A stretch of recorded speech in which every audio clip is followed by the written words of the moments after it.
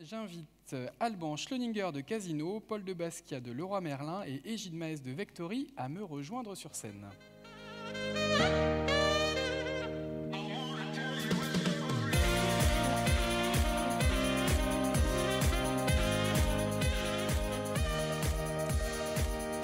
Bonjour à tous les trois, bienvenue au Trianon, bienvenue au Green Marketing Forum. Bonjour Égide, il est sur son fauteuil. Bonjour Paul, bonjour. Installez-vous tous les trois, alors on va faire connaissance. Alban Schlöninger, je prononce bien votre nom? Très bien, formidable. Vous êtes directeur marketing digital de Casino. Question ouverte, Casino en quelques mots, en quelques chiffres. Groupe Casino, donc Vous m'entendez? Oui. Groupe Casino donc regroupe plusieurs enseignes, Monoprix, Franprix, Leader Price, Hypermarché Géant, Supermarché Casino, mais également des e-commerçants comme Cdiscount ou Sarenza. Et donc le groupe de plus de 30 milliards d'euros de chiffre d'affaires, avec, comme je pense qu'on en parlera, un gros enjeu de transformation digitale. Bien sûr, et de génération de trafic, j'imagine, dans les différents points de vente. À votre droite, Paul de Basquiat, bonjour. Vous êtes responsable mobile chez Leroy Merlin. Leroy Merlin, un autre grand nom, évidemment, de la distribution français. En quelques mots, en quelques chiffres. Alors, Leroy Merlin, c'est environ 140 magasins en France, 23 000 collaborateurs. Et c'est un site internet qui génère sur cette année environ 300 millions de visites. C'est un site régulièrement ranké dans les top 10 des sites de e-commerce français. Donc voilà pour les principaux chiffres. Merci. Et à votre droite, Égide Maes, bonjour, Head of Offers chez Vectory. Vectory, un spécialiste de la retail tech, hein, je crois que c'est le claim de la boîte. Exactement. En quelques Déjà, mots, bravo pour l'accent anglais, c'est vraiment pas mal. Oui, en quelques mots, Vectory, qu'est-ce que c'est? C'est une solution d'intelligence artificielle destinée aux retailers pour les accompagner dans leur transformation digitale aujourd'hui sur un marché du retail qui a justement besoin de se transformer. Et ça peut se traduire sur la base de deux produits, comment générer du trafic qualifié dans leur point de vente, mais surtout comment connaître ce qui se passe finalement dans mon point de vente, donc à l'échelle du magasin, mais avec une vision aussi au niveau du réseau et du siège. Merci. Alors, Alban, on est au Mobile Marketing Forum. En quoi le mobile aujourd'hui permet de mieux comprendre ses consommateurs et d'analyser sa zone de chalandise? Alors le mobile, premièrement, nous permet de conserver beaucoup de données d'historique d'achat. Ça, c'est quelque chose qu'on fait depuis de nombreuses années grâce à nos traditionnelles cartes de fidélité. Mais le fait d'embaser ses clients dans une application mobile, par exemple, va nous permettre de stocker à la fois des données d'achat, des données transactionnelles, mais également des données comportementales et sociodémo. Cette application, elle s'appelle? Alors, on en a plusieurs. La plus avancée et celle qu'on met le plus en avant en ce moment s'appelle Casino Max, donc qui est l'application des hypermarchés géants et supermarchés Casino. C'est un peu plus d'1,5 million de téléchargements, avec aujourd'hui un enjeu très important qui est de faire migrer notre clientèle traditionnelle porteur de cette carte de fidélité vers ce support dématérialisé. Ce qui nous permet aujourd'hui d'adresser beaucoup d'offres 100% personnalisées. Donc, l'enjeu, c'est vraiment le ciblage, la création de tunnels conversationnels personnalisés, avec toujours l'objectif de Drive to Store au final. On en parlera après. Ouais. Et puis le deuxième enjeu, après cet aspect data, c'est vraiment un enjeu de transformation d'expérience in-store. Donc comment une application va faciliter l'expérience au moment de la prise de décision, au moment du paiement, au moment du passage en caisse. Paul, même question chez Leroy Merlin. Comment vous utilisez aujourd'hui le mobile pour mieux comprendre vos consommateurs? En préambule, on suit la tendance actuelle de part prépondérante du trafic sur mobile par rapport au desk et on a une part conséquente, très importante de préparation des achats en magasin depuis le digital, depuis le mobile. Du coup, cela étant dit, forcément le mobile nous intéresse particulièrement. Il faut savoir aussi qu'on engage nos utilisateurs à contextualiser leurs recherches au maximum, parce qu'ils vont disposer forcément des informations propres, spécifiques à leur magasin de rattachement. Donc ça, c'est extrêmement précieux pour nous et ça va nous permettre de faire des choses toutes bêtes dans un premier temps, du style, forcément, si un utilisateur, un client cherche des rideaux et s'il est contextualisé soit à Saint-Brieuc, où il y a une pénétration de la lumière extrêmement forte, ou à Paris, où c'est plutôt l'inverse, ça ne va pas du tout être la même chose après pour la mise en place de la zone de chalandise, du magasin, des têtes de gondole, etc. Donc ça, c'est le premier point. Après, sur le second point, on a une application aussi et on a un mode magasin, donc un mode spécifique qui se déclenche automatiquement. Donc quand on bascule sur le Wi-Fi du magasin ou quand on la géolocalise? Quand on est géolocalisé dans la zone du magasin, effectivement, à proximité du magasin. Et pour mettre à disposition de nos clients les fonctionnalités qui vont fluidifier son parcours en magasin. Donc, bien évidemment aussi, ce déclenchement, c'est une source d'information, dans un premier temps pour connaître dans nos utilisateurs ceux qui se rendent en magasin et qui utilisent leur mobile en magasin. Et après, forcément, pour travailler des stratégies de personnalisation et de mise à disposition de l'information qui soit au plus proche de nos clients. Égide, on le disait, le mobile aujourd'hui, c'est un outil formidable pour mieux comprendre son consommateur et mieux comprendre et analyser sa zone de chalandise. C'est exactement ça. Ce qui était intéressant dans les deux discours précédents, c'est qu'on retrouve quelque chose de très important, c'est la personnalisation. Et la personnalisation, aujourd'hui, dans un monde digital, elle ne peut pas se faire sans données. Et il y a quand même une réalité aujourd'hui. Je voyais quelques chiffres sur le taux de transformation, 90% encore sur les magasins physiques, et le digital, le e-commerce ne représentait que 10%. Il y a une réalité, c'est que le e-commerce n'arrête pas de croître. S'il a réussi à croître, c'est qu'il a réussi à agréger tout un tas d'outils qui lui permettent d'arriver vers cette personnalisation du parcours consommateur. Et aujourd'hui, les retailers physiques ont besoin finalement d'outils, de données similaires que les retailers pour pouvoir rentrer vraiment sur cette arène. Et c'est d'autant plus important, et le mobile est d'autant plus important sur ce sujet-là, qu'aujourd'hui, finalement, il y a deux générations qui sont en train un peu de prendre le pouvoir dans les dépenses. C'est la génération Z et les millennials. Voilà. Juste quelques chiffres, d'ici 2023, aux États-Unis, ça représentera 50% de la population. Et ces générations-là sont en général dotées à plus de 90% d'un smartphone. Donc effectivement, cette donnée de géolocalisation, c'est un peu le cookie du monde physique aujourd'hui. Et tout l'intérêt du mobile aujourd'hui, c'est justement de pouvoir un peu digitaliser le monde physique et pouvoir adresser au mieux dans les magasins, finalement, ces futurs consommateurs avec un parcours vraiment dédié. Et donc d'offrir des technologies aussi aux commerçants pour analyser ce trafic physique. L'objectif, et ce qu'on a développé chez Vectory, c'est vraiment une plateforme. Si je devais schématiser, c'est un peu le Google Analytics du point de vue physique. Et j'espère d'ici quelques semaines, quelques mois, que Google se présentera en disant nous avons une solution de Vectory pour le digital. Et oui, effectivement, pour finalement avoir des insights qui ont un impact immédiat en termes d'action marketing et de résultats marketing. Parce que comme tout commerçant, ce qu'on a envie de savoir, c'est vraiment la mesure d'efficacité de mes actions. Avec ce type de solution et qui passe notamment par des SDK, j'imagine, on peut suivre les habitudes des consommateurs, on peut analyser la zone de chalandise, on peut aussi observer la zone de chalandise des concurrents. En fait, ce qui est intéressant du coup avec la donnée du Mobinote, c'est qu'on va pouvoir effectivement l'associer à mon point de vente physique, mais du coup aussi l'associer au point de vente physique de mon concurrent. Et donc du coup aussi d'avoir des insights très impactants, de se dire comment je me positionne dans cette zone de chalandise vis-à-vis de mon concurrent. Et donc c'est se dire là, je me pensais être fort sur cette zone-là, je l'avais un petit peu délaissée d'un point de vue média, je vais peut-être faire une campagne d'imprimer sans adresse sur cette zone-là justement, qui est une zone de bascule pour moi pour aller récupérer ma clientèle. Alban, Paul, avec les applications, porte vos clients, vous regardez ce qu'ils font en dehors de vos magasins ou vous l'interdisez? Alors nous, au-delà de ne pas le faire, effectivement, ça ne fait pas du tout partie des stratégies d'analyse de données clients qu'on souhaite mener. Il y a des expérimentations en cours sur les zones de chalandise avec d'autres entreprises que Vectory. L'objectif est vraiment, dans un premier temps, d'avoir une compréhension fine des parcours de nos clients. Vraiment, on en reste là avec une anonymisation forte de qui ils sont, bien évidemment. On est aussi leader sur notre marché. Peut-être que dans d'autres circonstances, on serait un petit peu plus attentif à... C'est des stratégies plutôt de challenger, c'est ça? Vous pensez que pour un leader, c'est... Peut-être, ça ne nous empêche pas, nous, d'être challengés par d'autres entreprises, bien évidemment. En tout cas, sur d'autres enseignes physiques, c'est vrai qu'on est peut-être moins challengés aujourd'hui. Alban, c'est quelque chose que vous étudiez aussi, ce type de technologie, pour analyser les zones de chalandise? Parce que j'imagine que vos clients ne vont pas uniquement dans les enseignes casinos. Aujourd'hui, on ne collecte pas la donnée de géolocalisation. Donc, ce sont nos utilisateurs qui choisissent leur magasin de référence.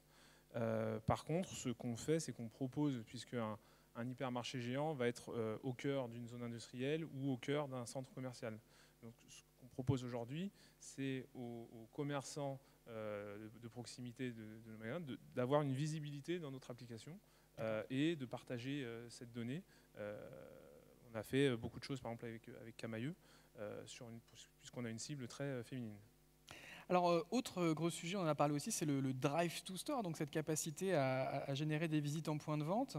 Est-ce que le mobile et les applications que vous développez sont des leviers aussi efficaces que les leviers traditionnels, comme le prospectus, par exemple?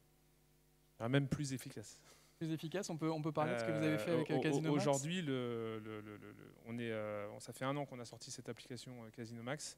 Et, vous lisez 1 500 000 utilisateurs, c'est ça? On est même à 1,7 là, 1,7 million, avec certains magasins où on va peser jusqu'à 20% des passages caisses. Donc ça, c'est un premier élément qui nous dit que le projet est successful. Donc un client sur 5 a déjà l'application sur son smartphone, c'est ça? Tout à fait, tout à fait. Dans certains magasins. Ouais. On a des pénétrations assez différentes. L'autre élément qui nous dit que c'est un vrai succès et qui est un vrai levier de Drive to Store, c'est quand on a des directeurs de magasins qui commencent à nous appeler en direct pour nous dire est-ce que vous pouvez faire un petit push notification sur l'application, sur ma zone de chalandise, parce que j'ai un petit trou dans le chiffre. Donc là, l'effet Drive to Store, il est immédiat. Et dans ce type de magasin, concrètement, ça peut se traduire par des milliers de visites supplémentaires. Exactement. Sur une journée? Tout à fait. Donc ça, aujourd'hui, très concrètement, avant de me rendre sur cet événement, on était en ordre de bataille pour contrer la journée événement de samedi Gilets jaunes. Ouais. Et tout est focalisé sur l'application, puisqu'on va être capable de recommander et de pousser notre clientèle à plutôt fréquenter nos magasins aujourd'hui et demain. Donc ça passe par ce fameux tunnel conversationnel qu'on engage avec eux, où d'une part on va les informer des changements d'horaire, mais tout ça encore une fois extrêmement personnalisé, puisque en fonction des magasins, on aura des horaires d'ouverture différents, on aura des zones qui ne sont absolument pas concernées par ces actions, donc le magasin restera ouvert sur la journée du samedi, et puis ensuite on va coupler ça avec des offres promotionnelles très fortes. Donc avec ceux qui ont l'application, voilà. Ça marche. Voilà. Avec ceux qui n'ont pas l'application, est-ce que vous avez utilisé des leviers digitaux aussi pour générer des visites en point de vente? La priorité pour nous, c'est embaser notre base clientèle dans cette application. Effectivement, on a toujours des réfractaires qui ne vont pas aller sur ce format applicatif. Donc là, on va travailler avec des partenaires comme Vectory, où on va être capable, encore une fois, d'adresser un message ciblé à une audience précise. Donc je vais prendre l'exemple d'un nouveau magasin qu'on a ouvert avenue Franklin Roosevelt, qui s'appelle Le 4, qui a ouvert il y a à peu près 6 semaines. Le magasin du futur. Même. Voilà, exactement, du présent. Du présent qui est déjà ouvert, vous avez raison. Il a déjà ouvert. Donc on a eu la possibilité, avec toutes les données de Vectory, d'adresser des messages différents entre les Parisiens qui vivent proches de ce magasin, et puis au contraire, c'est un lieu où il y a beaucoup de trafic le midi, avec essentiellement des travailleurs. Donc là, de repérer quels étaient les mobinautes domiciliés dans le quartier, ou au contraire qui sont juste de passage, ce qui nous a permis de faire des créations vraiment personnalisées, d'avoir un impact Drive to Store différent. Paul, même question pour Laura Merlin. Pour générer des visites en point de vente, vous appuyez aussi principalement sur votre application, ou vous testez d'autres leviers? Alors on va être plutôt sur le mobile, sur le web mobile pour le coup. Le point d'attention dans un marché comme le nôtre, c'est la préférence de marque va se jouer sur les derniers kilomètres, et la proximité avec l'enseigne, quelle qu'elle soit, va être déterminante.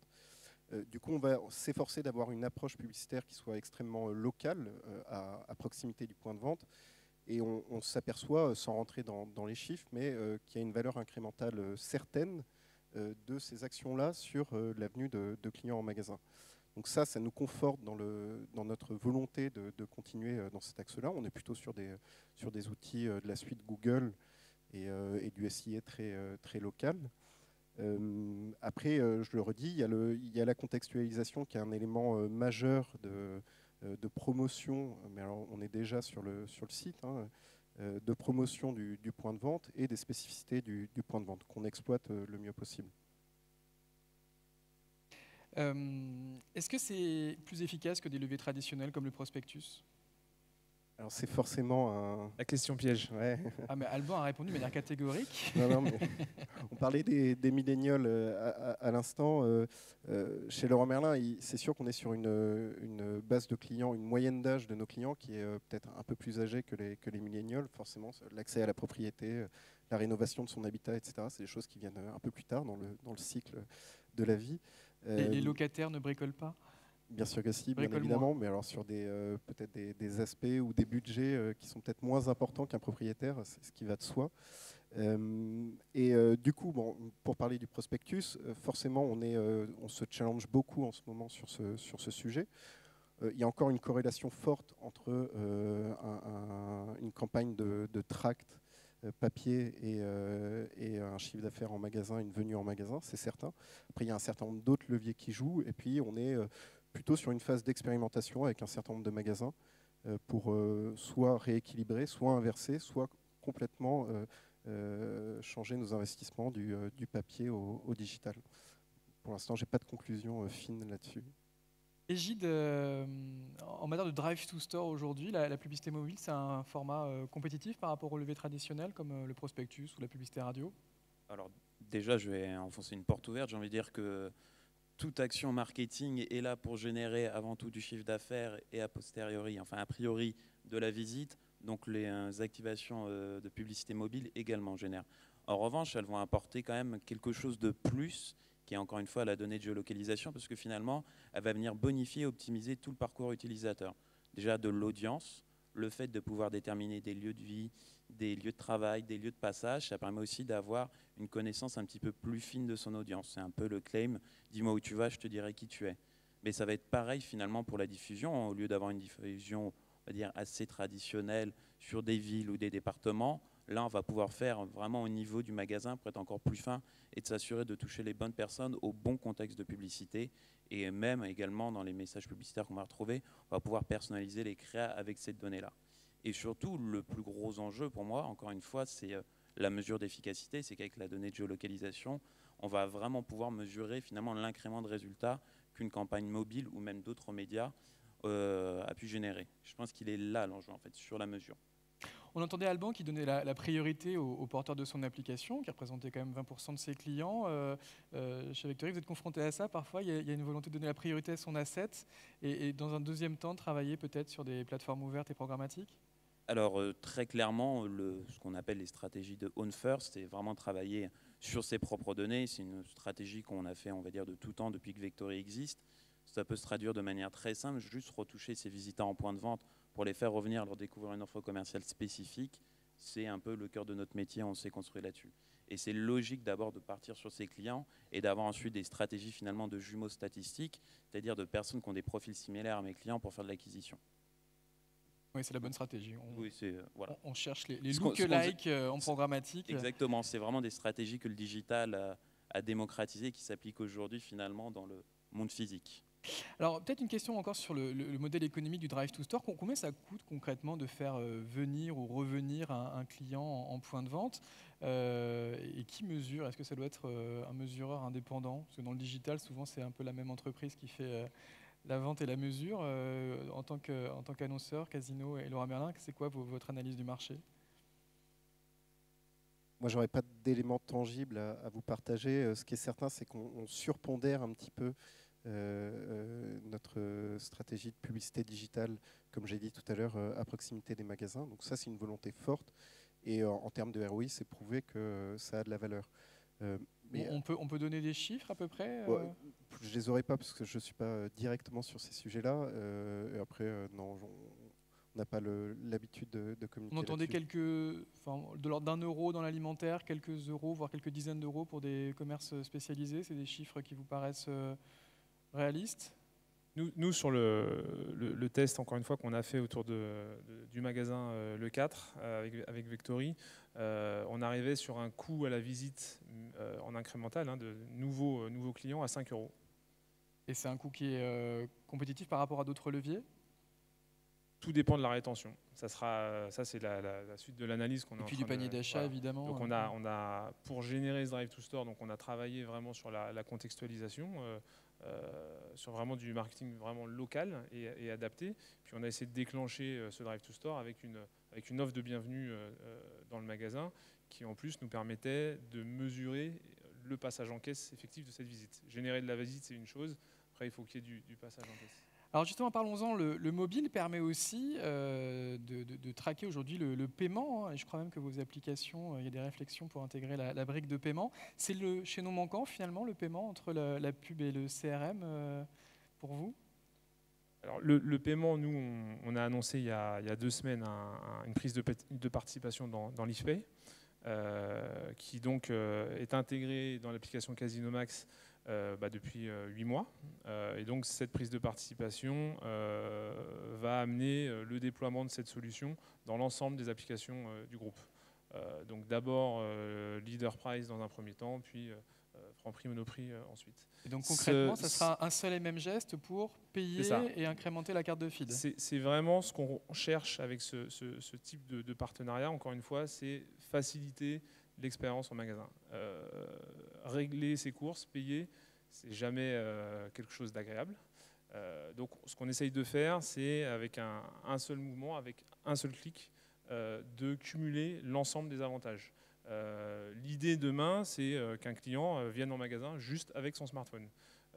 Aujourd'hui, si on voit ce qui se passe en caisse, et encore une fois, le principal frein, si on se compare à un e-commerçant, c'est l'attente en caisse. Et c'est vraiment sur ce point qu'on doit travailler, nous. C'est le principal irritant dans votre business. C'est le principal irritant, exactement. Et d'ailleurs, je crois que dans le groupe, il y avait aussi une autre initiative qui avait été faite avec Snap pour payer aussi chez Monoprix, je crois. Oui, tout à fait. Donc, si je reviens sur cet irritant, aujourd'hui, ce qu'on voit en caisse, c'est qu'on a des clients qui vont présenter une carte de fidélité, présenter des coupons de réduction papier, ensuite payer avec un chèque ou une carte bleue. Aujourd'hui, l'application Casino Max, en un clic, permet de cumuler tous ces avantages. Donc, je cumule mes avantages fidélité, je profite des réductions que j'ai sélectionnées et je paye avec du coup ce partenariat à l'IFPay. Et la petite cerise sur le gâteau, c'est que maintenant, dans plus de 120 magasins, on a des caisses dédiées à Casino Max. Donc nos clients n'ont plus à faire la queue grâce à cette application et ont un temps de passage qui est divisé par 4. Qui est accéléré. Et en tant que marketeur, vous allez pouvoir faire le lien concrètement entre une publicité et ce que les personnes ont réellement acheté en caisse. Tout à fait. On a toute la chaîne. C'est formidable. Donc une grosse innovation. Pareil, chez Leroy Merlin, vous réfléchissez aussi à intégrer le paiement dans votre application? Alors oui, et sans surprise, on est positionné comme Casino. Le point de départ, c'est vraiment le parcours du client en magasin avec un irritant majeur qui est l'attente en caisse. À partir de là, on est en test sur 3 magasins aujourd'hui sur le paiement en autonomie, depuis l'application pour le coup, avec la même fluidité que décrivait Alban à l'instant, d'avoir tous ces outils à portée de clic. Quant à la réconciliation avec le CRM, aujourd'hui on n'y est pas forcément, on a peut-être un petit temps de retard par rapport à ce qui vient d'être décrit.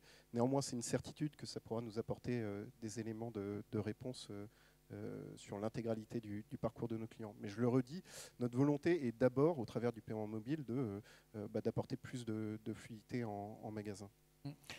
Égide, vous êtes capable de suivre les visites en point de vente, mais demain, est-ce que vous pourriez aussi souhaiter jeter un œil au ticket de caisse pour pouvoir proposer une publicité peut-être un peu plus fine et basée sur la consommation réelle des gens?